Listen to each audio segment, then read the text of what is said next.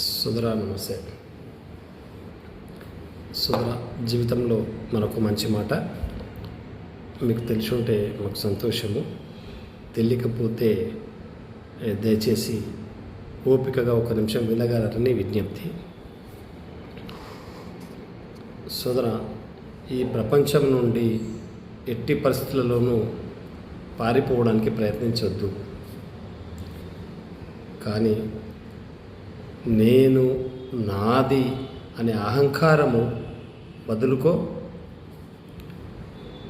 వదులుకోవడానికి ప్రయత్నం చేయి. అప్పుడే నీ జీవితానికి ఒక అర్థం, పరమార్థం లభిస్తుంది. Thank you very much.